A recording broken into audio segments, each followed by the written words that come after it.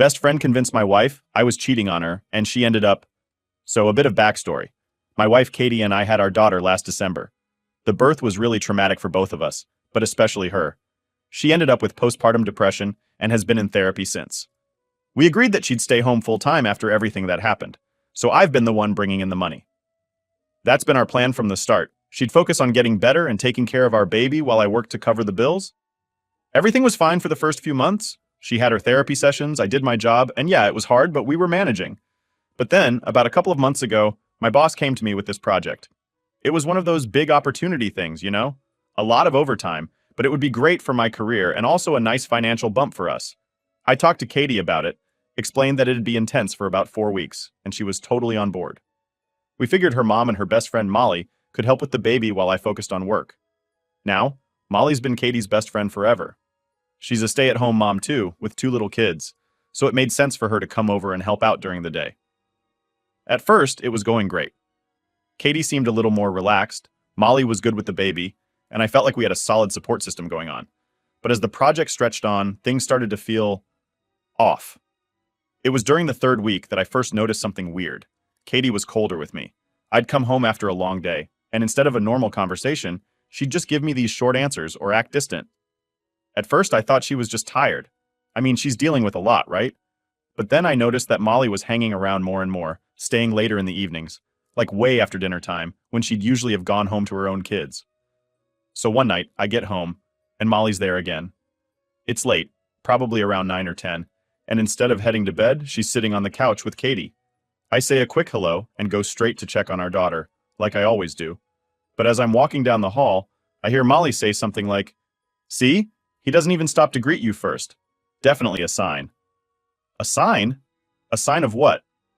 I turn around feeling pretty confused and ask her what she's talking about. And that's when the shit hits the fan. Molly straight up accuses me of having an affair. She says I'm being distant, not paying attention to Katie, and that the long hours at work are just a cover-up. I was so blindsided by it, I didn't even know what to say at first. Then she goes on, saying that I must hate Katie now because she has postpartum depression and gained weight from the pregnancy, and that's why I'm supposedly cheating. I just stood there, stunned. Like, how did we get here? I turned to Katie, thinking she'd laugh it off or tell Molly to stop being ridiculous. But instead, Katie starts crying. Not just a few tears, full-on sobbing. Molly's standing there, arms crossed, looking all self-righteous, and then she demands to see my phone. She said that if I wasn't hiding anything, I should have no problem handing it over. I refused, of course. It's my phone, and I'm not about to let her go through it like I'm some criminal. But then Katie looks up at me, with these sad, tired eyes, and quietly asks if she can see it. At that moment, something broke inside me. I can't even explain it, but the fact that she thought I could actually be cheating on her, after everything we've been through, just wrecked me. I'd been working so hard for us, for her and our daughter, and now she's sitting there thinking I've been sneaking around behind her back. But I loved her, and I wanted to prove her wrong, so I handed her my phone. She goes through it looking for anything suspicious. And guess what? Nothing. There's no affair, no secret messages, no hidden apps. It's just my work emails, texts, and a bunch of dumb memes from my buddies. Molly doesn't back down, though. She starts yelling about how I must have deleted the evidence, like, seriously? That's when our daughter woke up from all the noise, and I lost it. I told Molly to get out of our house. I was done with her. She was causing more harm than good, and I wasn't going to let her keep stirring up this drama. Molly storms out, and I'm left with Katie, who's still crying on the couch. I wanted to comfort her, but I was so mad and hurt that I couldn't even think straight. Once I got our daughter back to sleep, I sat down next to Katie and tried to talk to her. I asked her why she didn't just come to me if she was worried. Why did she listen to Molly over me? She didn't have a real answer. She said she's been scared ever since I started working more, and Molly kept telling her that the extra hours, the overtime, were all signs of an affair. I reminded her that we talked about the project before I even accepted it. We knew it would be intense, but it was supposed to be a good thing for us, not something that'd tear us apart. She finally said she was sorry, that she shouldn't have doubted me. She even apologized for going through my phone. But the damage was already done, you know? Like, even though she said she believed me, the fact that she thought I was capable of cheating just didn't sit right with me. Over the next few days, things were tense. Katie seemed like she was trying to make up for what happened, but I could still feel that cold distance between us. It wasn't the same. and I couldn't stop thinking about how Molly had been planting all these ideas in her head. It wasn't fair. I thought we were supposed to be a team, but it felt like Molly was pulling her away from me. That's when I decided I needed to step back from work. The project was almost over, and I didn't want to give Katie any more reasons to doubt me.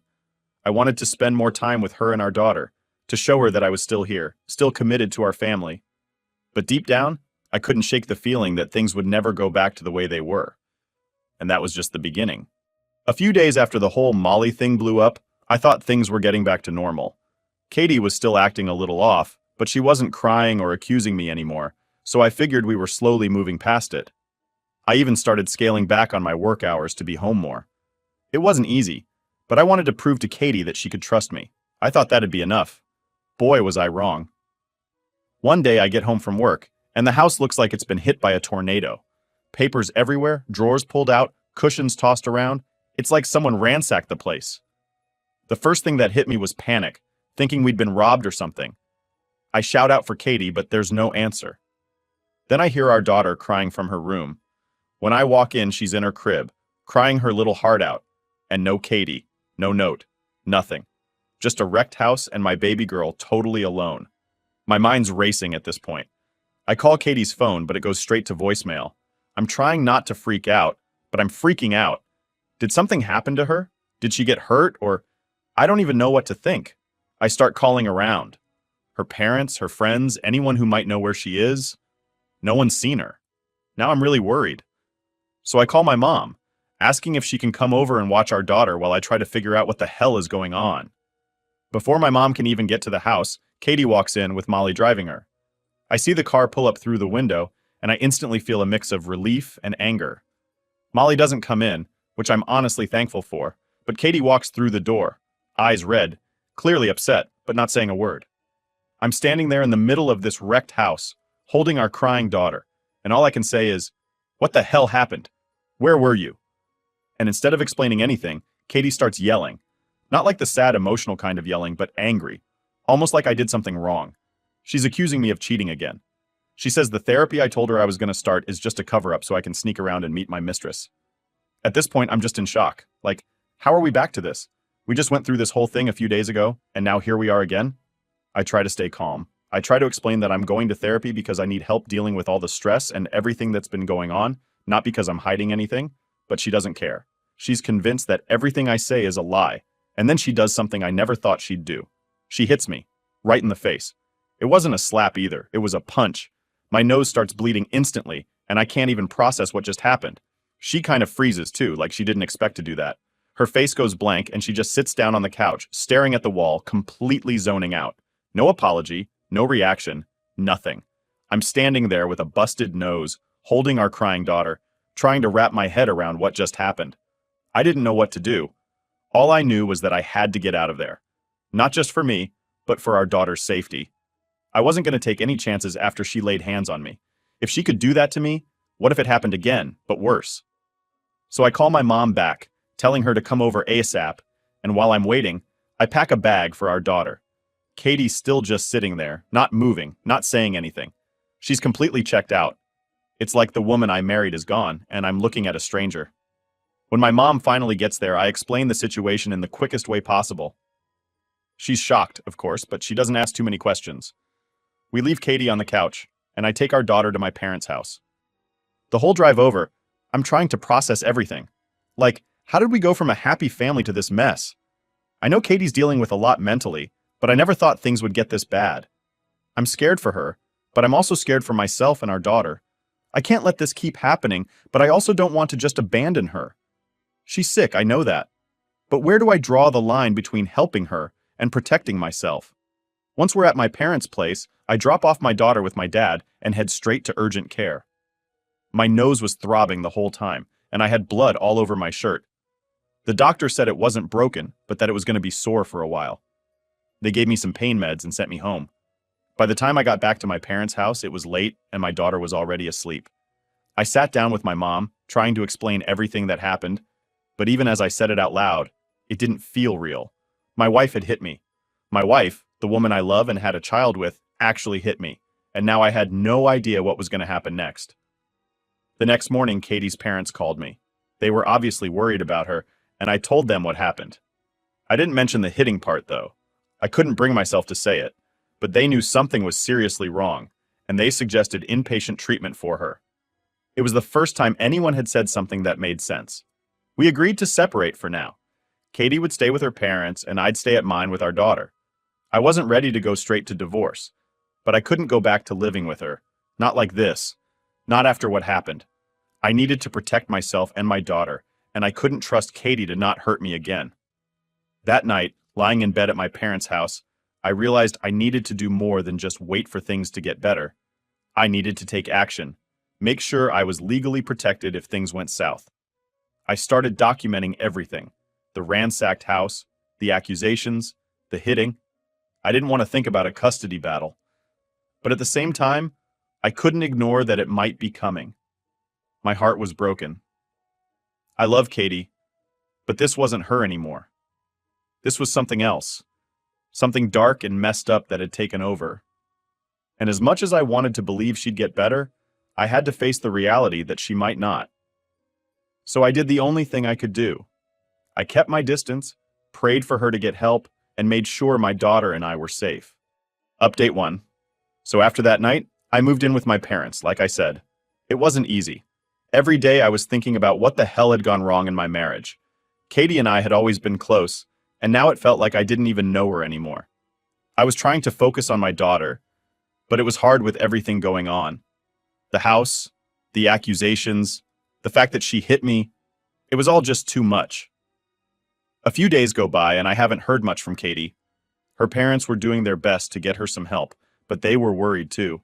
They didn't know how to handle this any more than I did. My mind was going back and forth, trying to figure out if there was a way to save my marriage. Maybe if Katie got the right treatment, she could come back from this.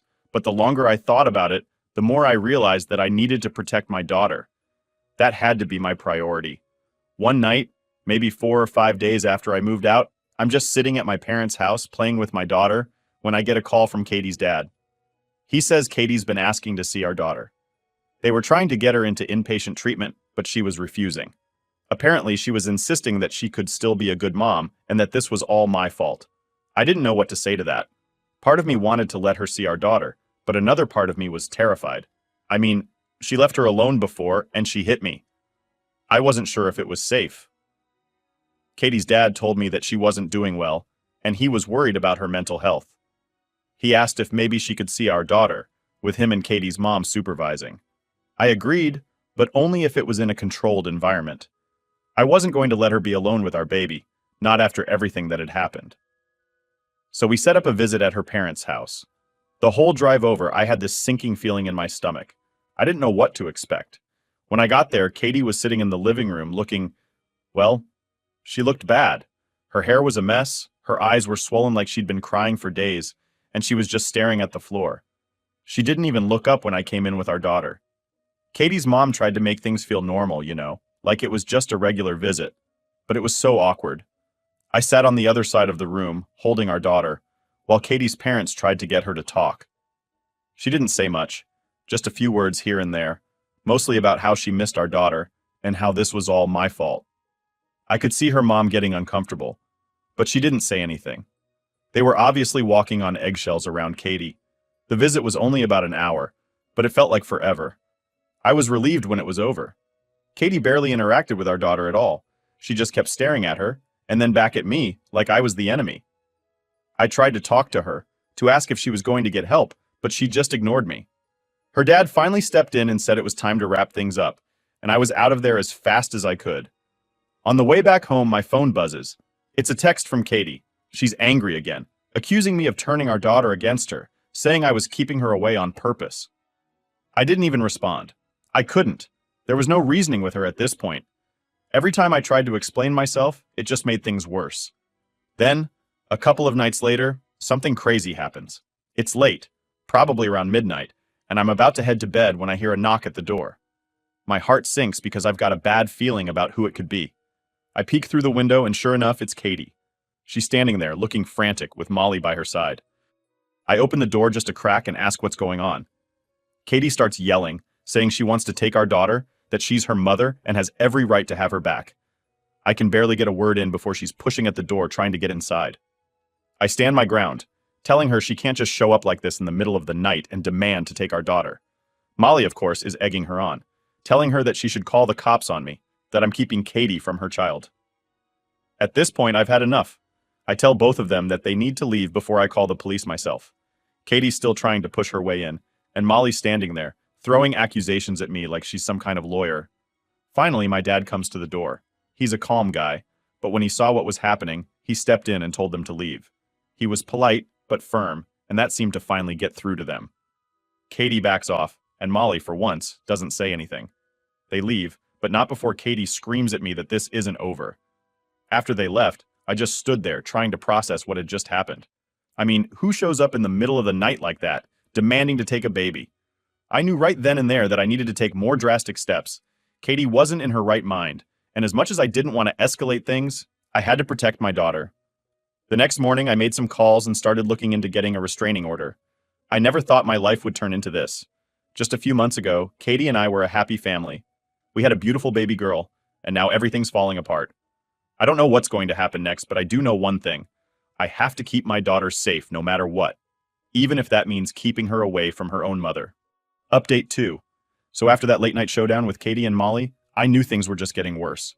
I started the process to get a restraining order. I didn't want to, but I felt like I didn't have a choice anymore. Katie's mental state wasn't stable, and I couldn't risk her showing up at my parents' house in the middle of the night again, demanding to take our daughter. A few days go by, and things are mostly quiet. I wasn't hearing much from Katie or her parents, and I was trying to keep it that way. I was focused on taking care of my daughter and just keeping some kind of normalcy in my life. Then, out of nowhere, I get a call from Katie's mom. She sounds panicked, which immediately puts me on edge. She says Katie's been getting worse, that she's refusing to eat, refusing to talk to anyone, and just sits in her room all day. I ask if she's been to the hospital yet, and her mom says they've tried, but Katie's refusing any kind of help. Now, she's asking for our daughter again, saying that seeing her will fix everything. Hearing that made my stomach drop. I told her mom straight up that I couldn't let Katie see our daughter right now, not in the state she was in. Her mom understood, but she was clearly desperate. She started crying on the phone, telling me she didn't know what else to do. I felt awful, but I had to stick to my guns. Our daughter's safety was my #1 priority. Not long after that, I get a knock on my door. I wasn't expecting anyone, so I peeked through the window, and it's Molly. Yep, her again. She's standing there with this smug look on her face like she knows something I don't. I open the door just enough to talk but don't invite her in. I wasn't in the mood for whatever game she was playing. Before I can even say anything, she starts talking. She says Katie's been telling her all about how I'm keeping her baby from her and that she's going to take action if I don't let her see our daughter soon. I tell Molly that Katie isn't well right now and that it's not safe for our daughter to be around her. Molly smirks and says, "You know, she's still her mother, and a mother has rights. You don't want this to go to court, do you?" I was so pissed off at this point, but I kept my cool. I told her that Katie's mental health is the main concern, and that's why I can't let her see our daughter until she gets help. Molly gives me this nasty grin and says, "Maybe it's you who needs help. I bet a judge would love to hear about how you've been handling things." That's when I shut the door in her face. I wasn't going to entertain her manipulations anymore. I knew Molly was just trying to get under my skin, and I wasn't falling for it, but I couldn't shake the feeling that she wasn't bluffing about going to court. A few days later, I get another call, but this time it's from Katie herself. Her voice is shaky and she's crying. She says she's sorry for everything, that she knows she's been acting crazy, and she just wants to make things right. I'll be honest, part of me wanted to believe her. I wanted to believe that she was finally realizing she needed help and that we could fix things. But deep down, I didn't trust it. The way things had escalated, it just didn't seem like something she'd come to on her own. It felt like another manipulation. Still, I told her I was glad she was apologizing and asked if she was ready to go to the hospital. That's when the conversation flipped. She started crying harder and saying she didn't need a hospital, she just needed our daughter, that our daughter would make everything better. She even said that once she had her back, I could move back in and we could be a family again. It was like everything came crashing down in that moment. I realized she didn't want help. She just wanted to control the situation, and our daughter was her way of doing that. I told her I couldn't let her see our daughter right now, and that she needed professional help. And then she lost it. She started screaming at me over the phone, saying I was stealing her child, that I was turning everyone against her, and that I was a terrible father. I tried to calm her down, but it was useless. She was completely out of control. I hung up the phone, feeling a mix of anger, sadness, and just plain exhaustion. How did it get this bad? How did we go from a happy family to this disaster? The next day, I got a call from Katie's dad. He told me they were finally taking her to the hospital. Apparently, after that phone call with me, she had another breakdown, and they had no choice but to admit her. I didn't know if I should feel relieved or guilty. I didn't want her to suffer, but I knew this was the only way she'd get better. A few days passed, and things were quiet again. Katie was in the hospital, getting the help she needed. I was finally starting to feel like maybe things were going to settle down. Maybe we could all heal from this. But then, just when I thought things were calming down, I got hit with something I didn't expect at all. Katie's parents called me again, but this time, it wasn't to give me an update on her condition. It was to tell me that Molly had filed a restraining order against me. I couldn't believe it. After everything she'd done, manipulating Katie, trying to break up our family, now she was turning the tables and making me the villain. Apparently, Molly claimed I had been emotionally abusive toward Katie and that I was a danger to both Katie and our daughter. It was all complete bullshit, but the fact that she'd gone to this length was insane to me. I didn't know what she hoped to gain from it, but it was clear she wasn't done messing with my life. Now, I'm not only dealing with my wife's mental health crisis, but I'm also fighting off false accusations from her manipulative best friend. It feels like everything's spiraling out of control, and I don't know what's coming next. Update 3. So after the whole restraining order thing from Molly, I was honestly in shock. I couldn't believe she'd stooped that low. I mean, I was the one trying to keep everything together while my wife was going through her mental health crisis, and now I'm the one getting accused of being emotionally abusive. It was like something out of a nightmare, and I was living it. I knew the restraining order was bogus, but the fact that she even filed it threw me off completely. I had to lawyer up and fight it, which was just another thing to add to the list of crap I was already dealing with.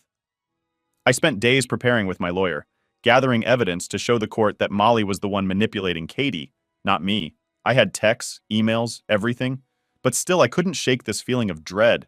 What if they believed her? What if this whole thing turned against me? Anyway, the court date came up pretty fast. I walked into that courtroom feeling like I was on trial for something I didn't even do. Molly was there, all smug, like she had already won. Katie's parents were there too, sitting behind her, which hurt even more. I knew they were struggling with everything that had happened, but seeing them take Molly's side, that stung. The judge starts off by letting Molly talk. She goes into this whole dramatic story about how I've been emotionally abusive to Katie, how I've isolated her from her friends, aka Molly, and how I'm keeping her daughter away from her. It was ridiculous, but she said it with such confidence that I could see a couple of people in the courtroom buying into it. I sat there, grinding my teeth, trying to keep my cool. Then it was my turn. My lawyer went through everything. The texts, the emails, the timeline of events. We showed how Molly had been interfering in my marriage, how she'd convinced Katie I was cheating, how she'd escalated things to the point where Katie had a mental breakdown.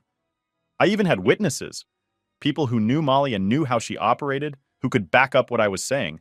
We laid it all out there, no stone unturned. And guess what? The judge saw right through Molly's lies. The restraining order was thrown out, and Molly was visibly pissed. She stormed out of the courtroom without even looking at me. Katie's parents, though, they just sat there, looking defeated. I don't think they knew what to believe anymore. But even with that little win, it didn't feel like a victory. Not really. I was still dealing with the fallout of everything. Katie was still in the hospital, and I hadn't heard much about how she was doing. Her parents stopped contacting me after the restraining order incident, and I was starting to feel completely cut off from that side of my life. All I had left was my daughter, and I was doing everything I could to keep her safe. A couple weeks later, I got the call that changed everything. It was Katie's mom. She sounded different. Not panicked like before, but more calm. And that scared me. She told me that Katie had been asking to see me, that she wanted to talk. I wasn't sure what to expect. Was she getting better? Did she want to apologize? I didn't know, but I agreed to go, more for closure than anything else. So I show up at the hospital, nervous as hell. I hadn't seen Katie in weeks, and the last time we spoke, it didn't exactly go well.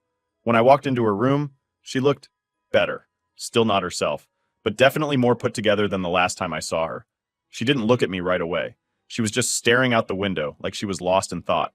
Finally, she turned to me and said, "I'm sorry." It caught me off guard. After everything that had happened, hearing her apologize was the last thing I expected. I didn't know what to say, so I just sat there, waiting for her to continue. She told me she didn't know what was real anymore, that Molly had filled her head with so many lies that she started to believe them, even when part of her knew they weren't true. She admitted that she felt ashamed of how she treated me, but that she still couldn't understand why I had taken our daughter away. That's when I had to explain everything again, as gently as I could. I told her that it wasn't about me trying to hurt her, but about protecting our daughter. I reminded her of the night she hit me, the night she left our daughter alone in the house. She started crying, saying she didn't remember half of it, that her mind was so foggy back then. It was hard to hear, but I could tell she was being honest. Then she said something that really hit me. I don't think I can be a mom right now. It was like a punch to the gut, but at the same time, it was a relief. For so long, I'd been holding on to the idea that we could fix this, that Katie could get better and we'd go back to being a family. But hearing her admit that, it made me realize how far gone things were. She wasn't in a place to be a mother, and I had to accept that. We talked for a while longer, mostly about our daughter and what was best for her. Katie said she wanted me to have full custody, at least for now. She needed time to get better, and she didn't want to risk putting our daughter through any more of her instability. It was the hardest conversation I've ever had, but it was also the most honest. When I left the hospital that day, I felt empty, but also like a weight had been lifted. I knew Katie wasn't out of the woods yet, but at least now there was some clarity. I wasn't living in this constant state of uncertainty anymore. I had a path forward, even if it wasn't the one I imagined when we first had our daughter. So here I am now. I've got full custody of my daughter, and I'm trying to build a life for the two of us.